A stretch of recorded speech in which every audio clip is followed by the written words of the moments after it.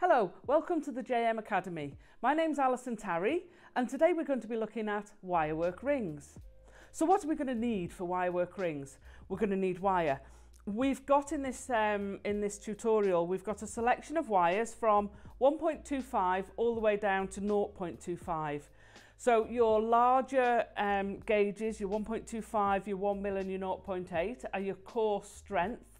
So they're what give the form to the ring. And then the 0.4 and the 0.25 are what you bind it with and what you weave with. And they're what give you the decorative element and pull it all together and hold it tight. So that's with the wires. There's generally only 1 or 2 wires used for each ring, and I'll tell you which one of those at the start of each section. We're going to need a selection of gemstones. With the rings, you're not, apart from one ring, you're maybe doing a couple, two, three gemstones in each ring, with the exception of the channel set one. So they can be anything from generally not much bigger than a 6mm, down to a 2mm. You can have rondelles, you can have flat cubes. Most shapes will go in a ring. You might just need to find the right one that fits with you. So basic tools, you need a ring mandrel. If you're going to be shaping a ring, you want something to wrap around. If you haven't got a ring mandrel, then you need something like a thick marker pen that's the right size, but you're guessing what size it is.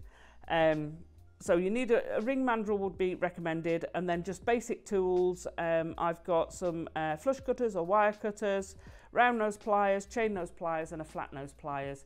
And then something to work on and you're good to go. So that's all you need. So let's get going with chapter 1.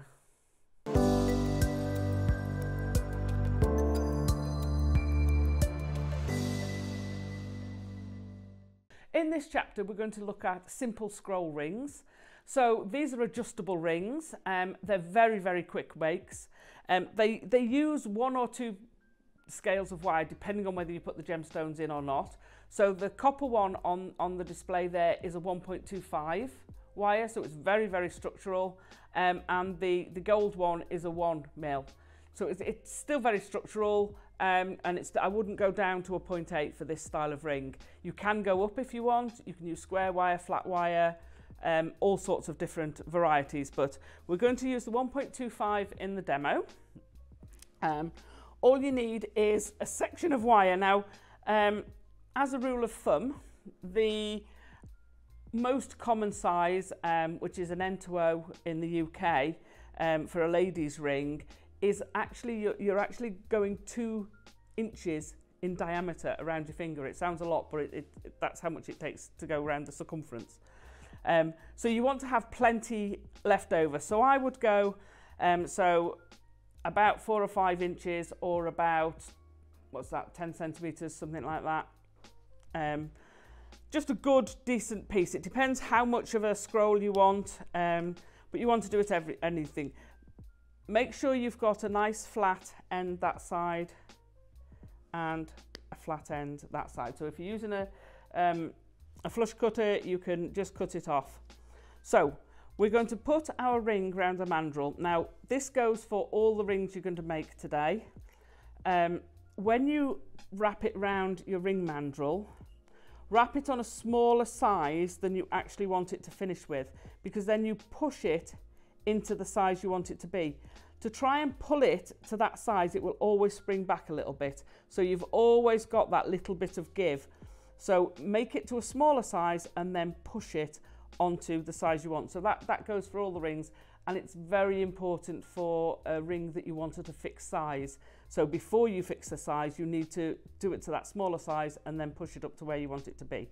So roughly in the middle, we've wrapped it round our ring mandrel into the position we want. I'm going to take it off there, and then I'm going to use my round nose pliers, and I'm just going to scroll this round. So this might be a bigger version of that. So because we want a gemstone in, I'm holding it, wherever you hold your wire, that's where the curve will stop. So if you hold it here, you'll just get a curve there. If you hold it down here, all this will start curving. So wherever you hold your wire, that's where your curve is. And if you're putting a gemstone in, you need to have space for that gemstone to fit. So don't think you've got to do it in one turn. You can turn it part way like that and then go back in with your pliers and keep going round. So I'm going to keep scrolling that round, and that's come down. Don't worry if it folds sideways, because all you've got to do is push it back up. So there we've got quite a nice scroll. We can fetch it out a little bit, and I want to just join that up because that becomes a snag trap. So I tend to join that to the previous wire. So now you've got one scroll done. We're going to do the same for the other side. So start off just doing a turn. So I've twisted my hand over, start off doing that turn, and then open it up and keep going round. Okay, and then we're going to close that in. Now, because that's a bit bigger, we're going to make it so that it scrolls and fits like that. Tighten that one up to join. So to get the shape, if you want to tighten it down further, you can. You can now go to your hands. It is quite, the 1.25 is going to be a lot harder to manipulate than the smaller wires. Pop it back on, make sure it's the right shape. If you want, then at this point, you can then shape that so that it's rounded on the mandrel and doesn't sort of stick out. So then it will form round your finger. So that's your basic scroll ring. To put it on so you can see it a little bit easier. And you can wear these on whichever part of your finger, your thumb, your toes, anything like that. So we're now going to pop our gemstone in the middle. They're very quick to make, as you saw. They're also exceedingly easy to make. So they're a good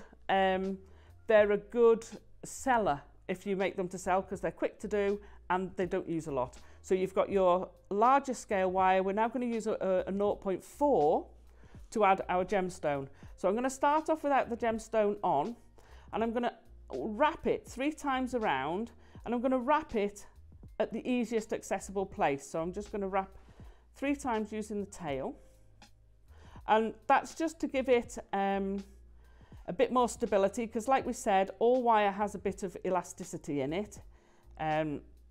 So the finer the wire, the easier it will be to come out. So once you've got it to that point, you can now slide it round to the less accessible area, and then we're going to pop your gemstone on. So don't worry about this, don't worry about the tail wire at the moment. So I'm going to feed that onto the gemstone, slide it down.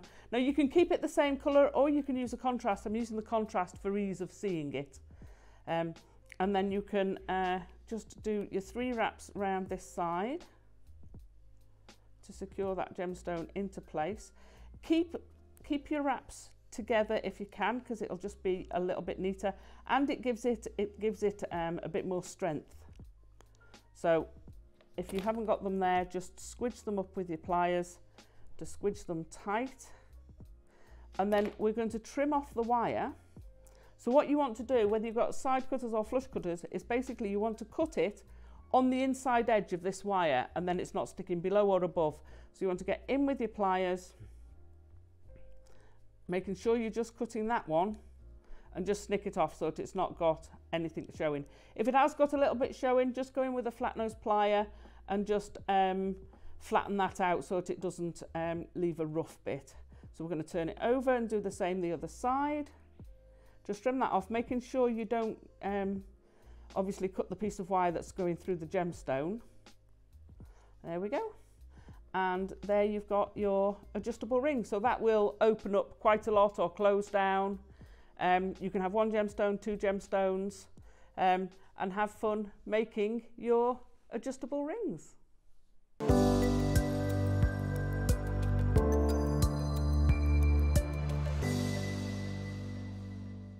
So in this chapter, we're going to look at a shaped figure of 8 ring. So this is another adjustable ring, which is lovely because I have a lot of people who have arthritis where your knuckles swell up and things. So it means you can still wear your rings, so it's fabulous. They're nice to do. It is all with the figure of 8 weave. but you have to sort of shape it round the curve. So the two examples we've got here, the gold one is with 0.8 and 0.4 wire. The silver one is with 0.8 but with 0.25, and you get a finer finish on it. It feels like a finer ring. So either work. You can also use 1 mil, which we've got in the example, with the 0.4 as well, and it will look good. 1 mil and 0.25, you kind of lose the effect of having the 0.25 because you want that fineness with it. So I'd stick to 0.4 with the 0.25. If you want the fineness, go to 0.8.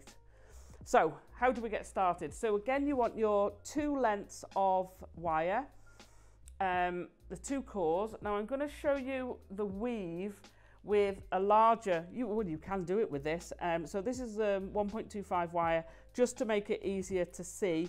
And I'm going to weave with 0.6, which you wouldn't normally do for a ring. You can, it's going to make a very chunky ring, but it makes it much easier for you to see. So we're going to start off. I'm just going to take some off. I would normally work from the reel because then you don't get wastage of wire. But I'll cut it off because otherwise it makes a noise. I tend to start in the middle of the shank. So that tends to be in the middle of your wires. This is because it's easier to adjust, or I find if you've started at that point and you finish here, it's very difficult to move that weave along. So if you start in the middle and basically work your way out, this is a very easy weave to do it. So when you're working from the reel, I would unravel about 1 meter and then use that to start weaving one side. And then when you turn it around to do the other side, just take some more off the reel. So we're going to start in the middle. We've got 2 cores. We're going to wrap twice around our first core. So you're going all the way round and then you're just leaving it through the middle. Add in your next core, so it goes on top of that first one. So you're just adding it in and then that's coming up from underneath. If you curve the very ends out, it just makes it easier for you to be adding your wire through. So the figure of 8 does what it says on the tin. You're doing basically a figure of 8 round the 2 wires. If you just do the figure of 8 as a single wrap, what can happen is if this varies, as you can see on here, there's a bit of a variation there. If it goes out and in, then if you push it in, your wire can stick out, your wrapping wire can stick out. So if you wrap it all the way around and then back again, it then locks the cores into position. You then go through the middle and you do the same on the other side. So you go all the way around, push it down. So you want to keep it tight and then back through the middle, making sure you're going through the middle. Now when you start, you might want to squidge it up with a pair of pliers. This is quite a thick wire, so it will hang looser. But what you do is you basically want to keep that fairly loose, the first one, so that, see how when I push it, it's right up against the next wire. And then when you go round the second time and through the middle, that's when you can pull it tight and get that neatness. And then if you want, you'll find as you get practiced at it, you get more efficient at it. It's a good wire a good technique to practice with, because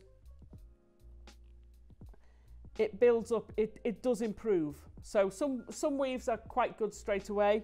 Your figure of 8 weave, you see how this is sort of gapping between them, which is fine. If that's what you want, then that's absolutely fine. It's quite difficult to get that smooth. So have a practice. Practice with a bigger wire, practice with your 1.25 and some 0.4, because it'll be easier than the 0.6. Or practice with a pair of chopsticks and some wool. You can practice the technique so your hand is going in a figure of 8 motion, but you're wrapping twice around each side before you go through the middle. So you do that for the distance that you want the ring to go round. So for your full shank, you want to do a full circuit. So I'm going to go on to my little piece here. So when you've woven enough, you're going to put it round your ring mandrel, and basically you want to be going all the way round. So I need to add a little bit more on, or I'll make it a smaller ring, to go all the way round. When you've got it to basically where it meets, you're going to start putting your shape in. So we said it was a shaped one. So I'm going to hold my thumb on the wires and then fetch them round in that curve. And then you can just fetch the inner one to get that bigger curve. So if you do them one at a time, it becomes slightly easier. These are going to be far too long. You only need, after you've finished weaving, you need about 1 centimetre maximum excess. So let's cut those down to about there. And don't forget, your outside wire is going to be longer. If I straighten those, that one will finish about down here. It needs to be longer. So you can play with that gap, but you want to maintain that gap as a nice graduation. So when you're doing your figure of 8 now,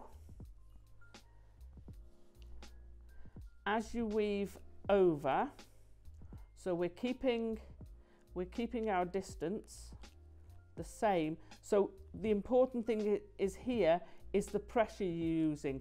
So as you come down, if you use too much pressure when you pull, you'll just keep tightening those up and up and up, and you'll end up with it really close.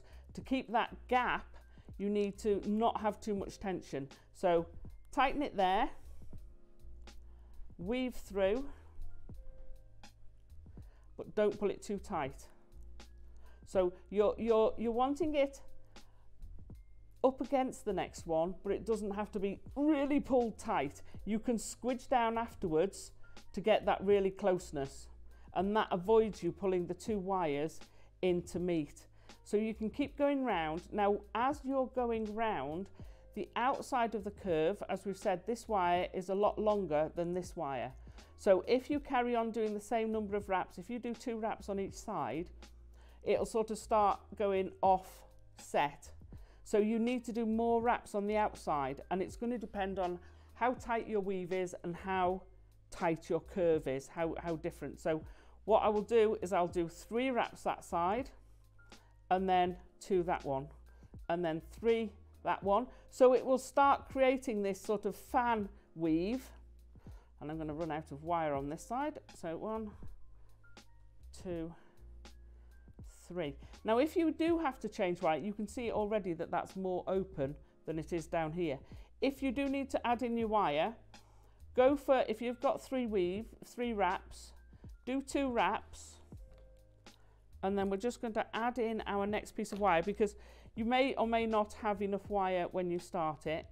And as that one's coming up, you want this one to be going down.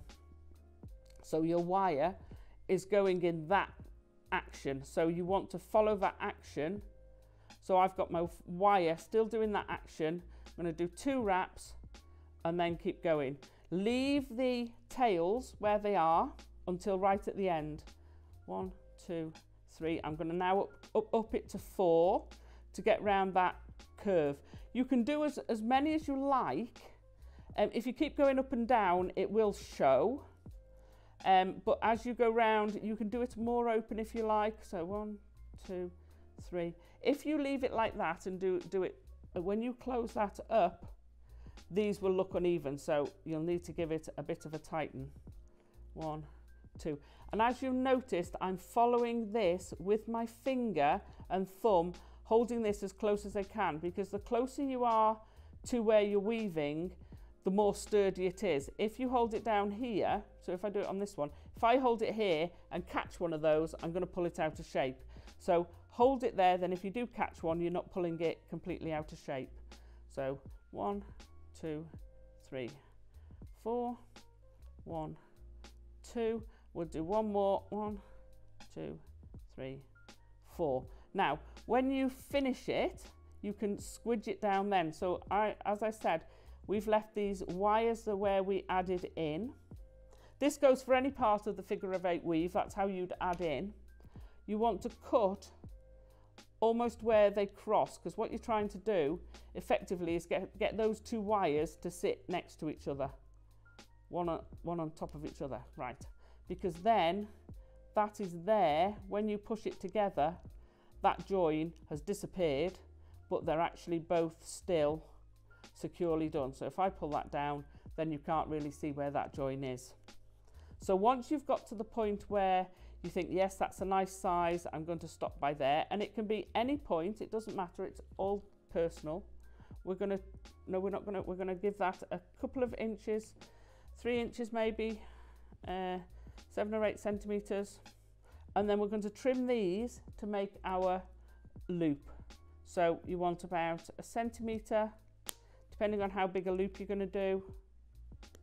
I'm going to trim those off. Now, the gemstones I've got that I've used on the 2 examples and that I'm going to use on this are small gemstones. These are a 2mm gemstone, and I'm going to do a little loop to fit those in. So I'm just curling them, and I'm curling them both the same way, and they're following the curve of the woven bit. So you've got the 2 holes there. We've got our wire coming out. We're just going to pop our gemstone on there,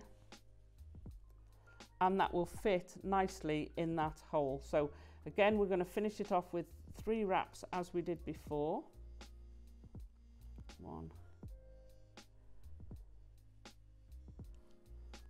2. Now this is the wire that was still attached, so obviously when we do the other one, we're going to have to reattach the wire. So start your 3 wraps. That out the way. 1, 2. Come on. 3 wraps.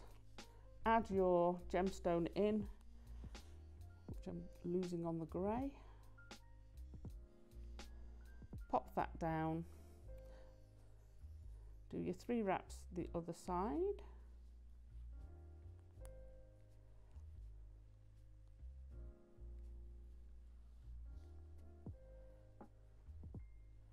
One, 2,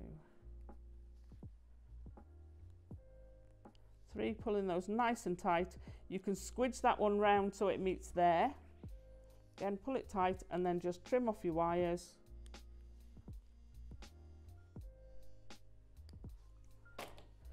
And then all you've got to do is do the other side, and then you've got your figure of 8 shaped ring all sorted.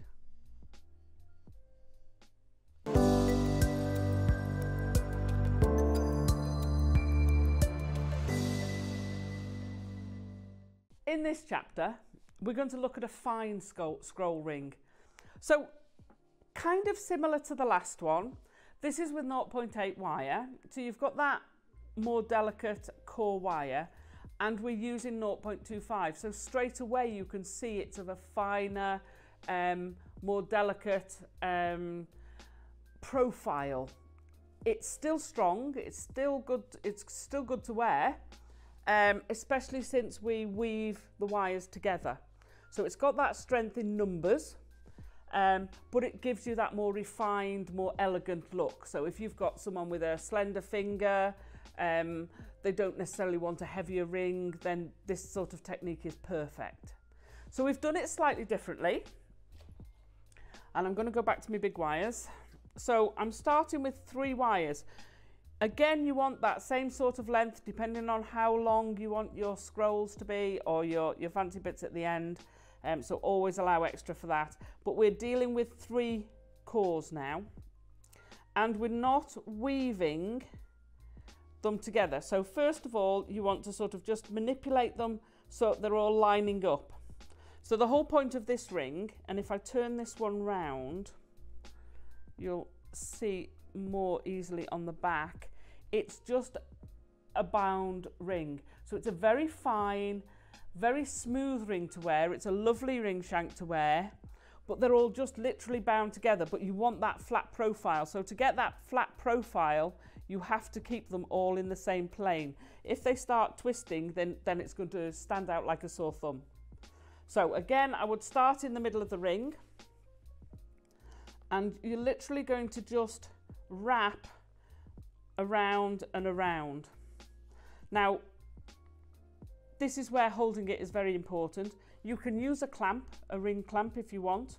You can use tape if you want, but you would have to keep moving it, because what you want to do is keep those going together. Now you can see these are trying, the end ones are trying to come together.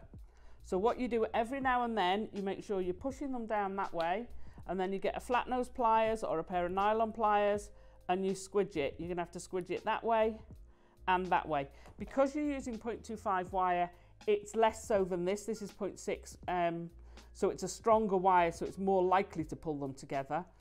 But you do basically keep doing that. Keep an eye on it as you're going along. And also, as you're binding it, so you're binding 3 wires, keep your fingers moving along so that you're binding literally just up to your fingers. You don't want to be binding here when your fingers are back here, because you'll cause it to bend. As you take your wire, you're almost going beyond. So your holding hand wants to be at least over where you want the wire to go, if not further. So the wire slides down the previous one, so you get that really close compact weave. Sometimes you'll slip over and it'll be on top of it. Just pull it back and do it around again. So you want that nice compact outlook, and like I say, every now and then just go along and give it a squidge to get that really, really beautiful flat, and it's so smooth and lovely to wear. So that's how you're going to start off. I'm going to switch to the other one now. So you can see I've done a section here that's, turn that round, no, that way. So I've got my wires, these are far too long, but I've got my wires and I've bound it along so you get this beautiful smooth. It's so silky smooth with the 0.25, it's lovely. But as the other thing you've got to be aware of, the 0.6 is irrelevant, but with the 0.25, if you hold it in the same place as you wrap it, you will work hard in that spot. If I use this side, so if I'm wrapping it, but I'm holding it in that spot to go round and around and around, this bit here is going to become very work hardened and will snap. And it's not going to snap for me now, but basically it becomes weakened. So you go round and basically you're letting it pull through. If you knit, you'll be used to that, or crochet, you'll be used to that, pulling it fractionally through each time. So basically each time you wrap it round, you want to let a wrap's worth slip through. So you want your hand in the same place and the wire should always be slipping through. So then again, you just squidge that flat and tighten it up, and you get that beautiful flush, smooth finish. So that's the shank part of it. We're going to put that, again, doing it smaller. We're going to wrap that around our mandrel, and then you can really have fun with this. So the rest of this ring, to get that effect, again, pop it back on your mandrel. You're going to curve your wires that way, but then you're going to curve your wires back out. So making sure they stay in that flat surface, move your finger from there to here, and we're going to curve those back that way. So you get this S pattern. So once you've got that, you can play with the tightness, you can play with the weave, so you might want those two to weave. If you do them all together, you'll get a consistent spacing and a consistent curve. If you try to match the curve, it is very, very difficult. So once you've got that curve there, I'm going to take that out, you can start weaving. Now, when you're weaving with 0.25, if you're doing the figure of 8, you can literally, and I'm going to get the right way, we get the first one, so you want that right down in that bottom corner. So push that right down and then you can close it back up. So we're going to go round there. See, mine snapped now. Fetch it down. But if you're doing it this way, so I've turned this 90 degrees.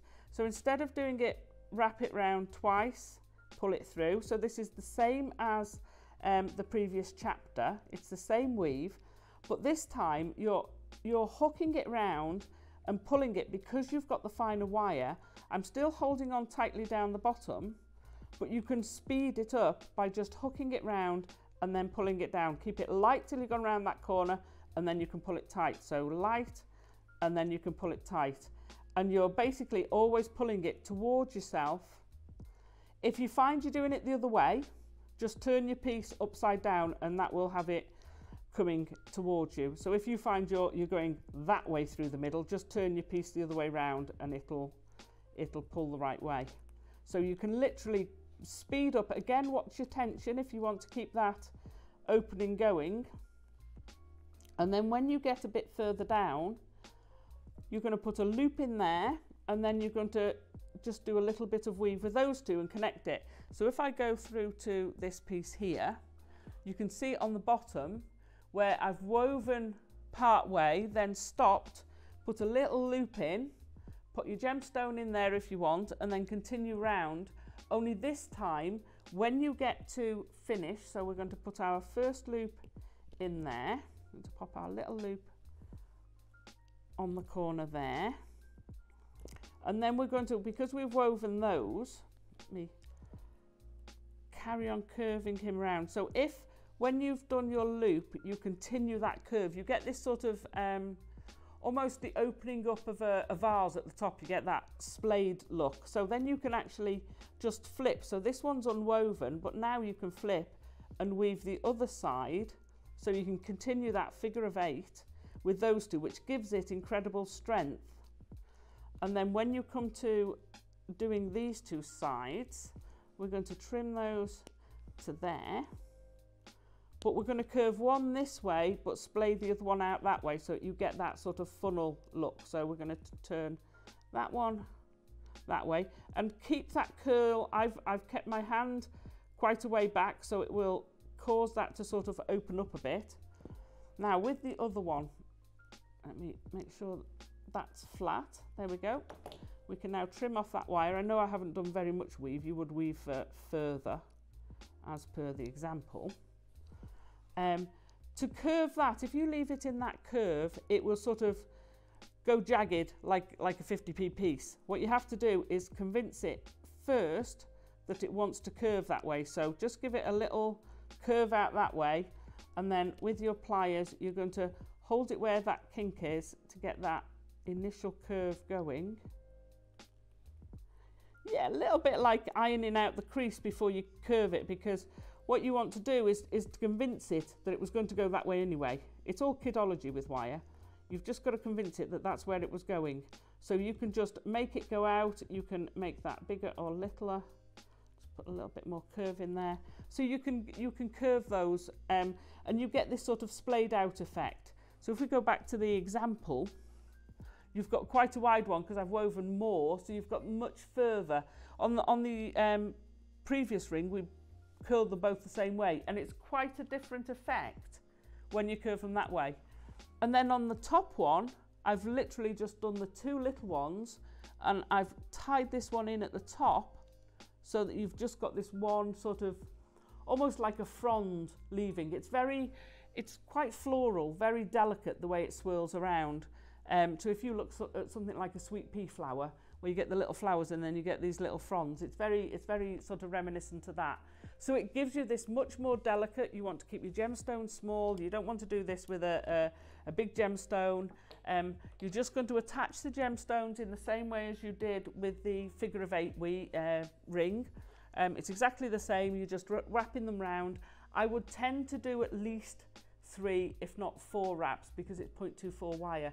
So it's got less structural strength to hold its position. So give it another extra wrap just to make sure it holds in that place. And then just trim it off as before. And you've got yourself a lovely, delicate little ring.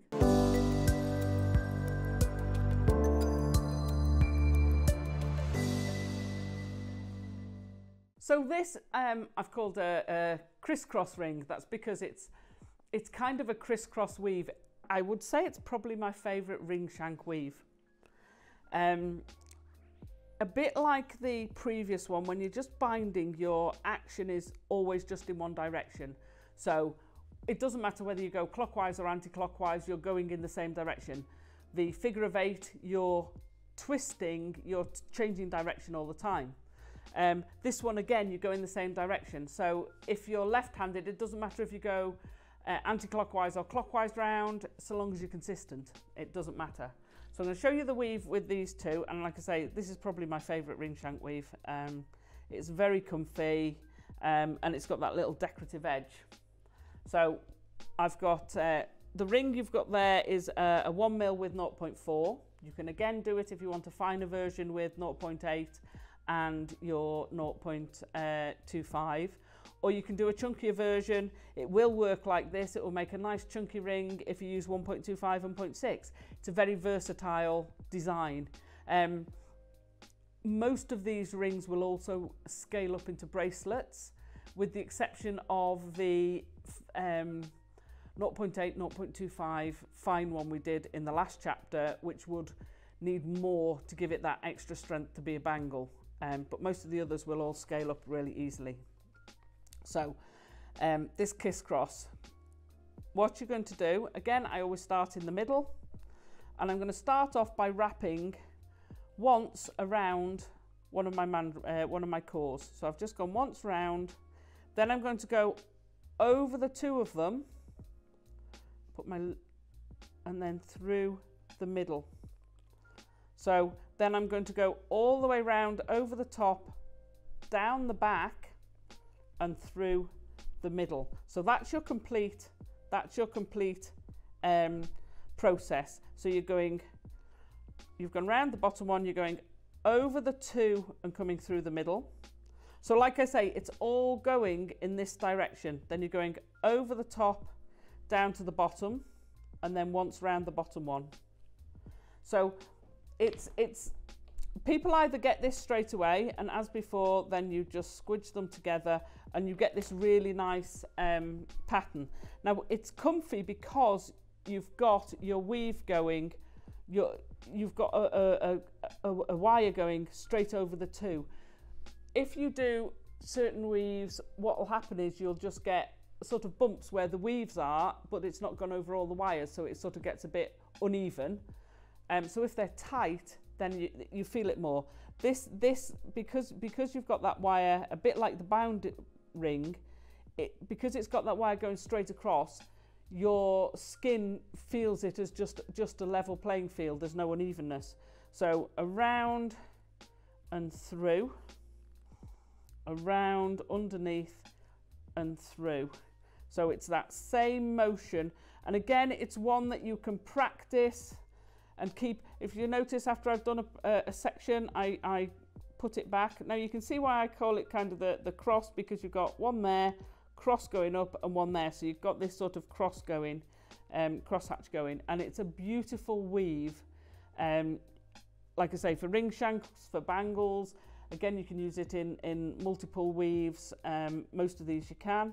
So we're going to go now to a section. You want to do that same section. So you want a crossover of at least ½ centimetre, depending on the size of your gemstone. So we've got a section here. So this one's with a 0.8. Because it's a ring, it's okay with the 0.8. But I wouldn't do the bangle with a 0.8. So we're going to wrap that around our ring mandrel till we've got basically where they're coming together. So you can see in the middle, you want them in the middle, because we're going to pop our gemstone basically into there. Now, if you've got a gemstone, preferably with a big enough hole that you can go through with the two wires, great. If not, don't worry about it. So I'm going to go through on that side and through this side. So it's great for a larger drill hole. It's not so good for your micro-faceted, because you definitely want to cross your wires over, and if you can cross them through the gemstone, then that's great. So the one on the example is a rondelle, this one is a square, and they both have that flat side that pulls them. I mean, it will work with rounds, but it makes a really nice finish, because you've got that flat edge butting up against the ring. So we're going to pull those tight. So this is one of the rings you really need to make sure it's the right size before you finish, because as soon as you put that ring on, that's fixed it there, sorry, that gemstone on, that's kind of fixed it into position. So now we're going to carry on weaving. So open up your two wires a little bit. You're only going to weave to fractionally past your gemstone. So push that gemstone right to the end. We're at the stage where we're going to go all the way round, underneath, and then back round the bottom one. So you're still doing the same motion, you're carrying on that weave. And if you notice with the 0.8, I'm not doing it from a distance so much, I'm keeping it quite close to the wires before I pull it tight. So I've now gone a little bit beyond, that's all I need. I've finished with one weave. I'm going to cut off my top wire. So this time I don't want a loop, I just want to be able to fold it over. So I'm going to cut off about 3 mil. And I'm just going to snip that off. And then I'm going to take a chain nose pliers and I'm going to bend that so that it goes underneath. Now you want to get the tip slightly pointing. So if I hold that in, can you see how the tip, I want to bend that tip slightly down more. So I'm going to push that there. And then that is pointing back to the ring shank rather than coming onto, if I fetch one of the bigger pieces. So quickly whip that around there. So when you bend it, you want the tip slightly bent further so that when you bend that round, can you see how that tip is closer to the end? And then you can squidge that tip tight and that then won't catch. If you leave it flat, so if you bend it so that you bend it sort of, give me a thick wire, so that it's straight. Come on, this is quite a hard wire. Then that sticks up more and you're more likely to catch that bit than you are that bit. So always curve it in. Can you see the difference between the two there? So always sort of curve it in there. You can always flatten that a bit, and what will happen is it'll run that along there. So always give it a slight, I've over exaggerated there, but always give it that slight loop when you're bending it over. So we've bent that one over so you can't really see it, and then we're going to give another couple of wraps and then we're going to do the same on the other one. So I'm going to trim that to there. You can do them, you can have that extended if you want. You can also do your scroll ends on this. It will have the same effect, but for a very simple outline for a ring. So don't forget to bend that tip. This is a lovely ring to do. It's great for a mid-finger ring. So if you want to get one that sort of sits on that one, or even on the end or on a toe, this is a very nice ring to do it because it doesn't have long extremities. So when you've done that, you pop that back on and just make sure that is also curving around rather than sticking straight out. And then you just do it the other side, and then you've got your fixed ring, which is ready to go. And like I say, they're great for wearing in all sorts of places. Do the same with the other side and you're good to go.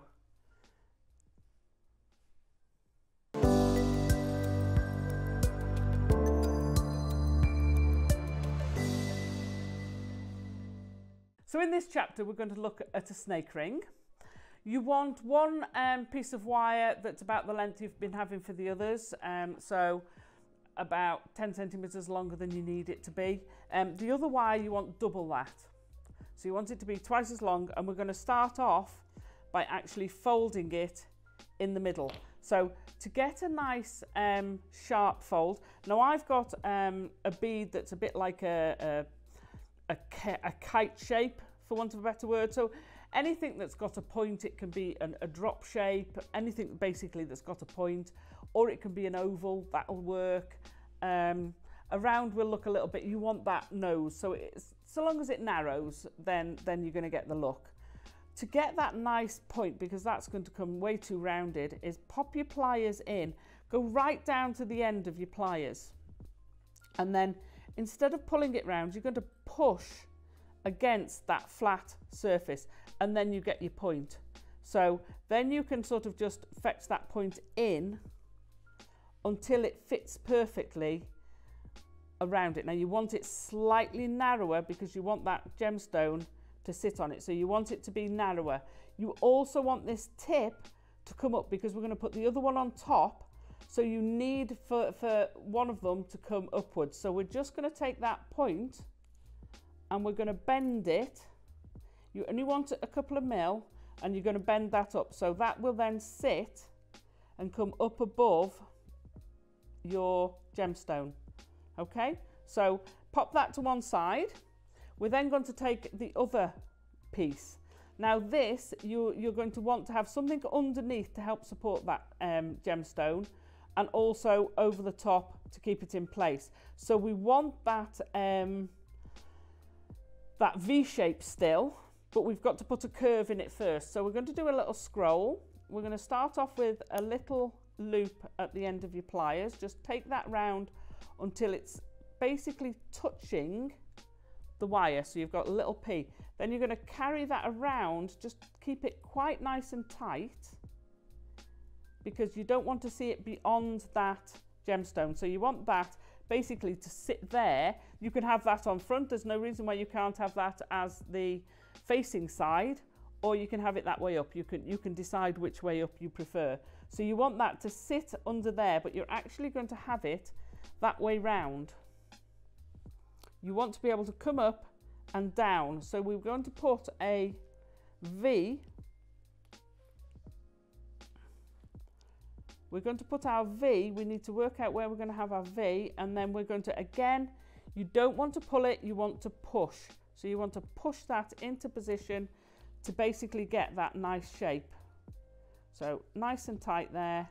That will then attach, if I fetch the other one in, make sure it's the right way up.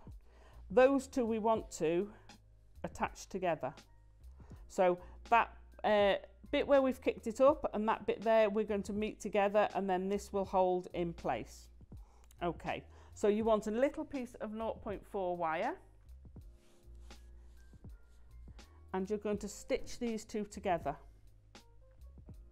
Now the joy of using a gemstone rather than a cabochon, you can do this with a cabochon, but the gemstone, this one's got a drill hole.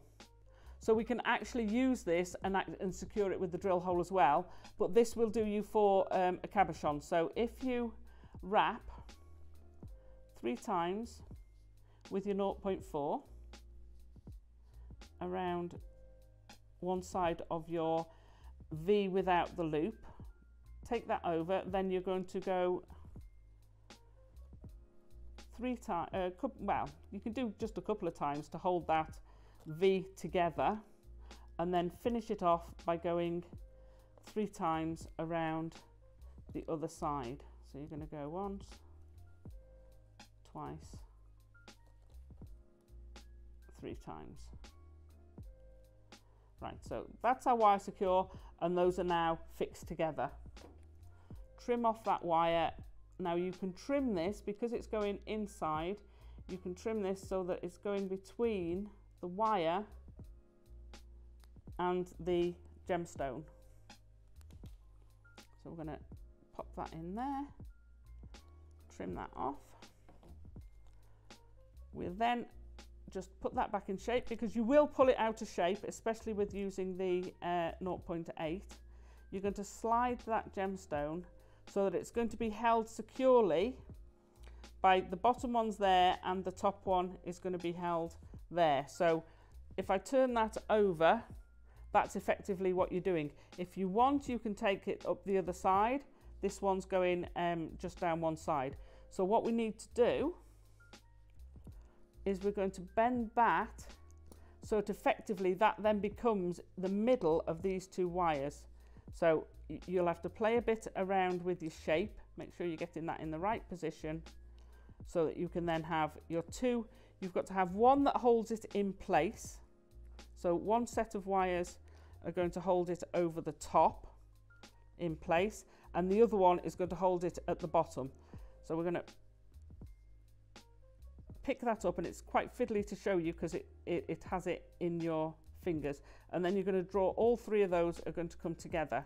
So I'm going to hold it like that for now. You can widen those later, and then you're going to take your weaving wire and you're going to go through your hole in your gemstone, and then you can wrap it and secure it. So this would be the start of your weaving wire, and you're going to turn those down either side and then out. So the same way as you've got that kink in the front, you want that kink in the back, or at the nose, you want that kink behind the head to hold that, to securely hold that in place. So you would then wrap 3 times with the start wire. So we're going to go 1, 2, 3 that side. Being careful not to pull it out of shape. There we go. And then you're going to wrap it 3 times to secure it on the other side. Like I say, you'll go back in and then reposition these wires when you've secured the gemstone, because as you've got your gemstone sitting there, it's quite fiddly. So once you've got those into place and it's holding it, you can then carry on. So you've got your one you started with, you can then start your weave. So I'm going to show you the weave. So you would actually go from there, whichever one's at the end, and then you're going to take that around the middle. So we're going to start the weave, making sure all 3 of those wires are parallel, and we'll come back to the top when we've fixed it in place. So the weave. This is a 3-core weave. Okay, so we're going round the middle, then we're going around over the top, and then you're passing through under the middle one and coming between the bottom 2. Then you're going round the middle one, push it down, come under the bottom, and then between the top and the middle one. So the middle one is always getting a loop around, so you're going round the middle and then round the bottom. It's another one that's going in the same direction. I kind of call these the loop-de-loop, because you're just forming a loop. You're going to loop around those 2, round the middle, a loop down round the bottom 2 between, a loop round the top 2 between, a loop round the bottom 2 between. So you're basically always going around this one, and then you're alternating whether you're doing a top or a bottom, top or a bottom. Now, we talked before about ring shanks that are very, very smooth, very comfy, and ones that will be a little bit more rough feeling. So this gives you that textured feel. You can feel where there's only one wrap. So if you want this really tight, that will have an effect on you, because you will feel that. If I push that in there, you'll see you'll get that sort of mark. It will, you know, not a permanent mark, but so I would have this as a looser ring. It's an adjustable ring, so you've got that advantage. So once you've woven down, you can then go back. So you can see what I've done here is I've gone back to my top part, and then I've now played and repositioned those wires. Now they're all completely secure into the shape that I really want them to be in. So you can go back to those, keep it sort of rough like that to begin with, and then go back to them once you've got the weaving. So once that's really solidified, that's when you go back and finish playing with the top bit. Right, so then what do? We've got to decide, like I say, whether you want that as a top. For this one, I've done it that way round. The other one, I'd probably do the top way round. Pop your snake head on your mandrel and go all the way around. So that's your first bit. That's your basic snake. Now, like I say, you're doing it smaller because that's gone all the way up to there. So keep it tighter, and that'll get you started. Where that's going there is not going to work on your finger unless you want it going. You can have it going over multiple fingers. So what I tend to do, pop it back on, and I will curve that. So your snake head is either going to point up or down your finger, depending on which way you wear it. That's now going to stay on that finger. So you can switch down your weave again, pop that in, and then as we did before, we're going to create that sort of sinuous snake part but we're going to lose weaves, we're going to lose wires as we go. So that would make quite a long snake. You can make it smaller if you want, but basically when you've got to the point where you want to lose one, so we're going to open that up slightly to weave round. You can do this as you go, or you can keep it straight and then lose a bit, but at some point you're going to thin it down to the tail. So you want to do a reasonable amount, being mindful that if you pull it too tight you won't get your wires to go all the way round the corners and together. So once you've got to a point where you're ready to lose one of the wires, so I'm going to say I'm going to keep him a bit short and stubby. So he's going to lose one of his wires there. Then I would take the end one, trim it off, and for now I would leave that there, and I would carry on weaving the other one. So you're going to keep the center one is always going to be there. So now you're just going to go once around the center and then once around the two of them. Once around the center, once around the two of them. Okay, and you can keep that going. If you want to keep the weave spacing that you've got there, the way to do that, and if I leave that in, you'll see the difference. So I'm going to go twice around the center, or what was the center one, and then once around the end. So twice around the center and once around, and that will maintain the same spacing. So for a snake pattern, for instance, if you want to keep that sort of same effect going, then that's the one to do. And you can see where that one's tighter and that's wider. It just gives you a slight difference. You would then, once you've got far enough, snip the other one off, and then you can just go to wrapping singly for a short distance before you trim the other one off. Now, unlike what I've done there, I would have kept the center one, but it doesn't really matter which one you do. It's entirely up to you.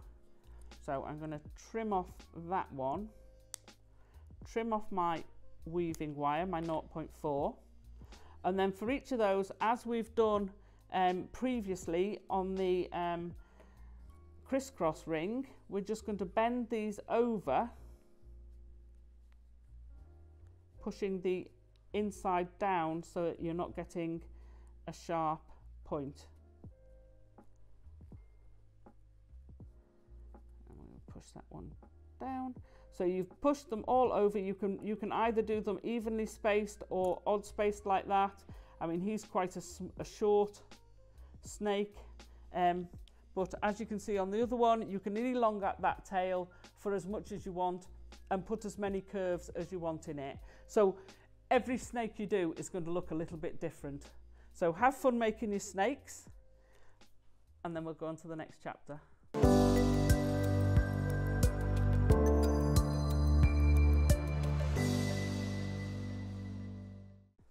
So in this chapter, we're going to make a little channel set ring.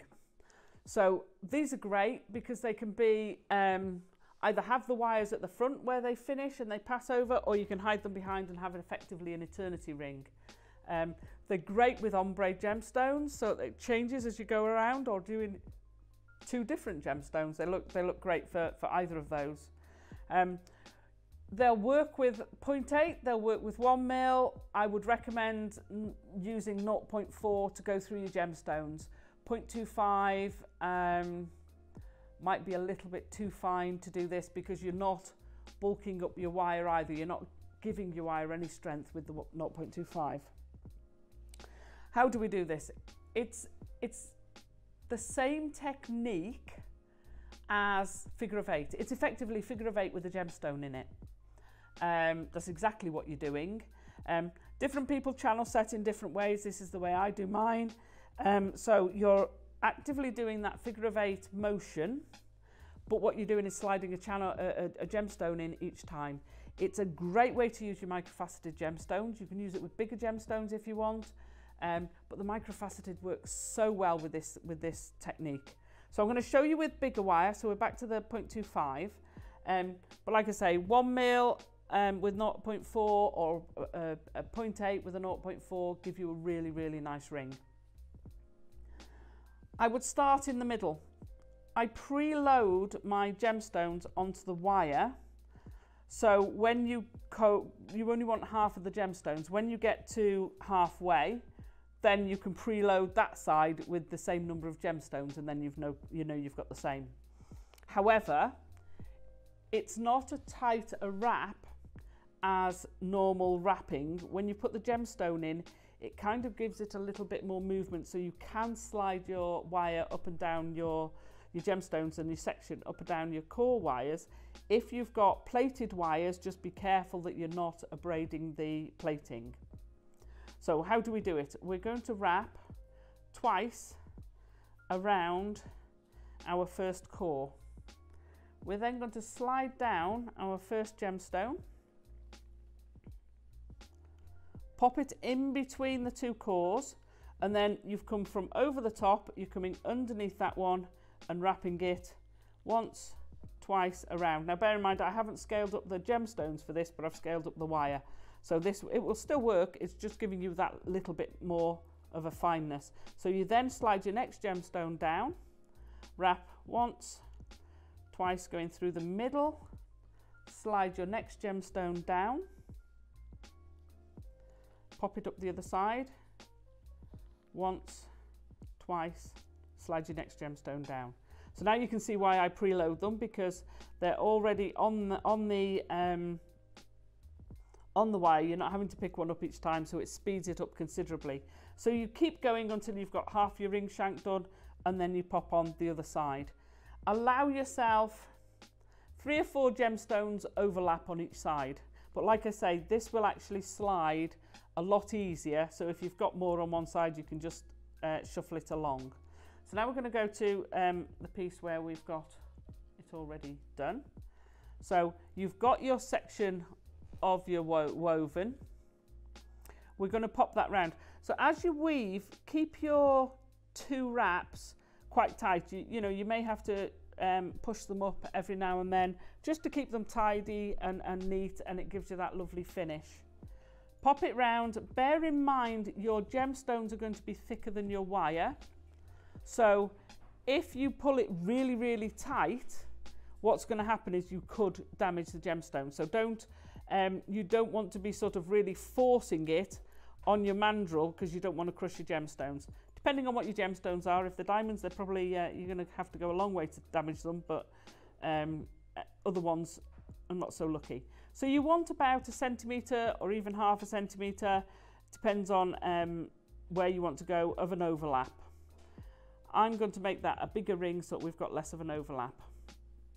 Okay, I'm going to put an extra turn on my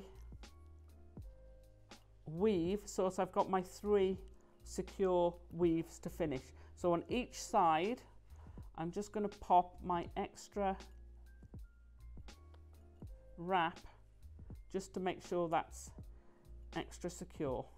I can then trim off that 0.4.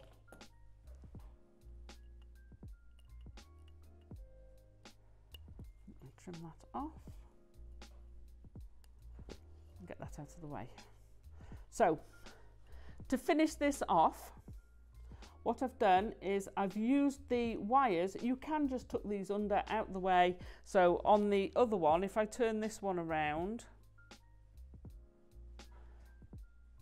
that's slightly different, and I've just used a loop. So I've gone round twice and used a loop. Whoops. There we go. But on this one, so that works great when you want those out of the way. You're not going to see them. Whereas this one, I've made a feature of the wires. So I'm going to take the wires across, and I'm going to do them one at a time. I know I've said before that if you want to bend them, do them together. If I bend these together, they'll collapse in on each other. I want them to have that space effectively. I want them to have a gemstone between. So I'm going to take it a little bit more carefully and use the gemstone on the other side as the point where I want those wires to go. I'm then going to slide it off and take the wire underneath by that gemstone. So keeping in mind where that gemstone was, I'm going to take the one wire through and then the other wire through. So make sure you're not like that pulling them. You want that gemstone showing in between. Okay, so I'm going to turn over the other side, trim off slightly beyond the wire, the core wires, the inner core wires, and then again using a chain nose, you're going to just tip the ends. So you're just tipping those ends over so they're basically matching the other wire as they come over. So you're just going to tip that over so that you can't then see them at all from that front side. So it's a very tidy, very efficient way of doing it. So you're doing the other side, you can do them individually if you want. Take that one through first, put it one side of that gemstone, then take that other one and curve it around after that gemstone. Pop the wires through the middle. Like I say, they're a smashing little ring. They're a very effective, quite high-end looking. I mean, if you do this with diamonds or something, you're going to get a very, very high-end looking ring. With the peridot here, especially against the rose gold, it's so effective. Just make sure that tip of that one is right behind that wire, and then you're going to have no showing there, and then you get your lovely little ring. So I hope you've enjoyed this ring tutorial, your wirework rings. I'm Alison Tarry and you've been watching the JM Academy. We hope you come back and join us again soon.